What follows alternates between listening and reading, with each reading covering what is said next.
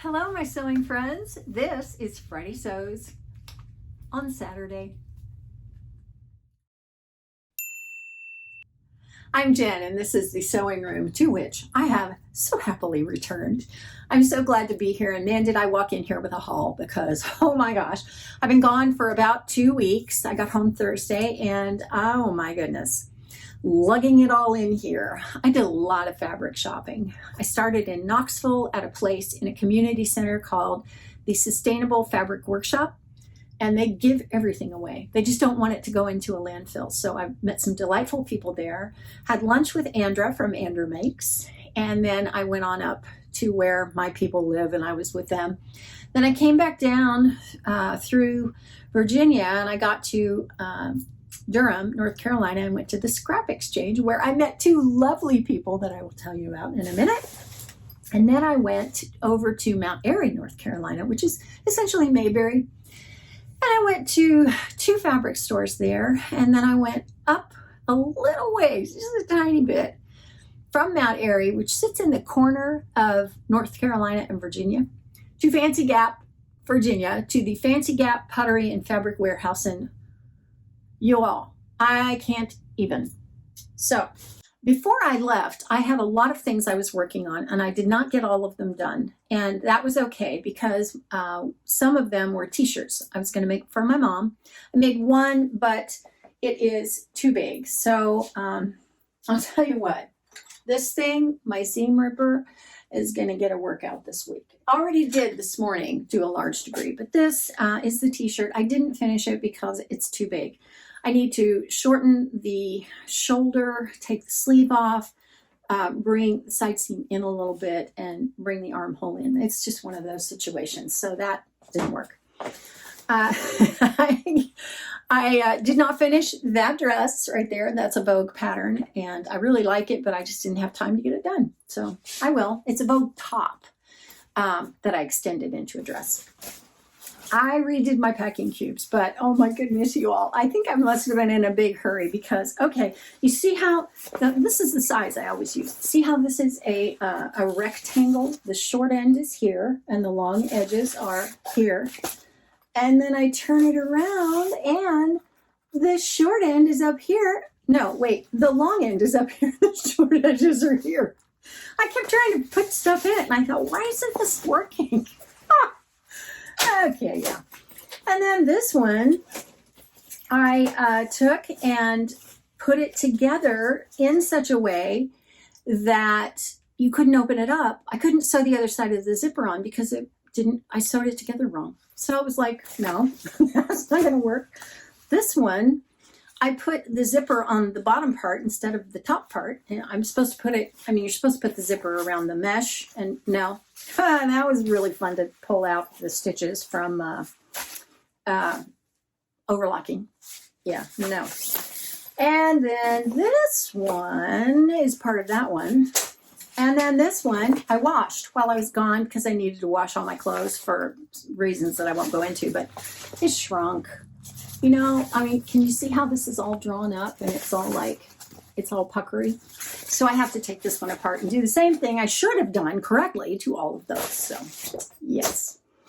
I saw my daughter while I was gone. I brought many things to her. Well, I say many, like 5 things, but not all of them worked. One was a dress, which I cannot show to you yet, but I will show to you at some point.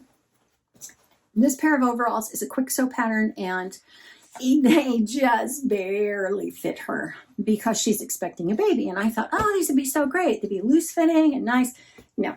So I think what I'm going to do is finish them, but I'm going to give them to her to wear after she has the baby. Oops, whoops, back over there. She also found Hobby Lobby clearance, which she often does, for, I think it was 70% off. It wasn't 90, but she found tablecloths that she loves to have circle skirts made from. So those are in her future. Before I left, I went over and I got this Vogue pattern. It is a Marcy Tilton. It's one of the new ones, Vogue 1860. I think this is so cute. It reminds me of another dress that I made of hers, which I wore when I was shopping at the scrap exchange. I made it from linen and I love it. It's asymmetrical. It's one of my husband's favorites that I wear. And this one is very similar. And I love those style lines. This one has more of a squared neckline, whereas the other one has like almost like a V, but it's offset. Yeah, I'm excited to make this. And then I also, while I was at Joann's, I want a Simplicity 8640, another one, but I wanted it in a knit in a dark color. And so that's what this is. So I got, I don't know, a couple of yards of this. It's 100% cotton. What I found was that if I make it out of a knit, it needs to be a very stable knit. And this is pretty stable. So got that. I had the pleasure of meeting two people at the scrap exchange. One was Gail Craven. She had emailed me beforehand, actually a while ago, and she said, hey, if you're ever back at the scrap exchange, let me know, because I live in North Carolina. And so she was there. I had the most lovely time with her because she is a wonderful person. She was such a pleasure to talk with. And we talked about everything. In fact, she had a cart and she had like, I don't know, probably 8 or 9 things in the cart. And she said, hey, do you want to share this with me? And I keep that thing so full. So when she went to check out, she was ready to go home. And she pulled her, very small amount of things out of the very front and went on. So what a pleasure to get to hang out with her. I mean, really, we were there for probably, I don't know, I was there for a good couple of hours, but she spent quite a bit of that time with me. So then I'm standing there and up walks Mary Pettaway, and she was wearing a Simplicity 8640. Oh my gosh, she's from Burlington, North Carolina. Oh my gosh, what a pleasure. This woman was so much fun. I was so glad to meet her. And she just said, hey, are you Jen? I'm thinking, yes. Yes. Oh, I loved seeing her. And she had a friend that she was there with. Actually, Mary was there to pick up fabric for Project Dress-A-Girl. She's already made, I think she said 12 dresses. And this is a charity event that's hosted on Instagram by Madi from Madi Sews. And Madi has all kinds of information about that, and I will link it all below. And so anyway, she was there to do that. And she had a friend with her who was digging through all these cardboard boxes. And so I went over, I started doing that too. And so this friend of hers is throwing things my way. Oh my gosh, I walked away with probably 5 or 6 things that she found. So, oh, what a pleasure. It just makes my whole year when I get to meet one of you. And so, I just loved it. I just loved it. There are many hauls coming, many.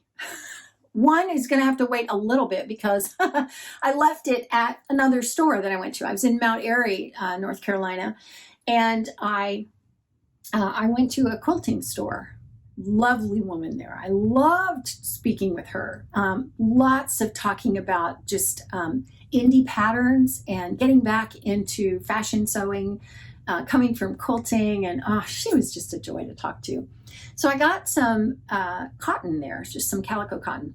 Walked down to the end of the street to another shop that was very different from that one. They even sold fabric by the pound. It was great. So I got some stuff there, left my little red bag. So those wonderful ladies are going to send me that. Then I went to the Fancy Gap Pottery and Fabric Warehouse, and y'all, I can't even. I'll let you know what I got there, but holy cow. At the first place, the free, community center room where they gave all the fabric away, there was a lady that asked me, she saw that I was gathering together spools of thread that are the wooden spools. And she said, do you use those? And I said, yeah, I use them and I kind of collect them. And so she said, I have a whole thing of them at home. I would love to send you. And I said, oh my goodness, no.